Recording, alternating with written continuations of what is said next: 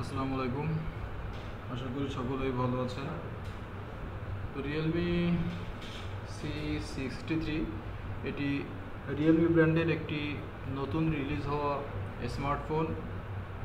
এটা অনেকেই বাইরে থেকে আদার্স কান্ট্রিতে যখন ঘুরতে যান বা অনেকেই যাদের আত্মীয় স্বজন বাইরের কান্ট্রিতে থাকে তারা ফোনটি যখন বাংলাদেশে নিয়ে আসে, দেখা যায় বাংলাদেশে সিম ঢুকানোর পরে নেটওয়ার্কের বার তো আসে, বাট কল দিতে গেলে কল ফেল দেখায় এবং আপনি যখন একটি সিম কার্ডে লাগিয়ে সিমটা ইনাবল করতে চান তখন এই লেখাটা আসে, you are using a region lock phone, its calling function will be restricted in your region, please contact Realme customer service for support.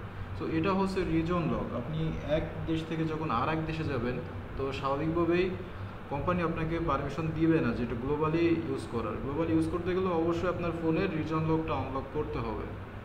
তো রিজন লক আনলক অনেকেই বিভিন্ন নিকটস্থ শপে যে করেন, দেখা যাচ্ছে কস্টিংটা অনেক আসে বা অনেক সময় লাগে। তো তাদের জন্য আমার এই সার্ভিসটি, এটি আপনারা IMEI অফিসিয়াল সার্ভিস, IMEI দিয়ে আনলক, সার্ভার আনলক, এবং এটি 1 থেকে 72 ঘন্টার ভিতরে কিন্তু আপনার ফোনটা আনলক হয়ে যাবে।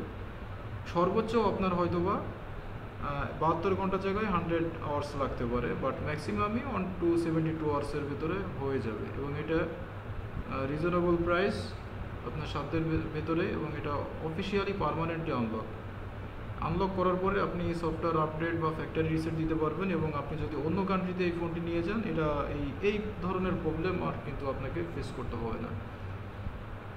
সো যাদের এই ধরনের প্রবলেম ফেস করতেছেন, তো নতুন কিছু মডেলে এই লেখাটা দেখায়, you are using a region lock phone, its calling function will be restricted.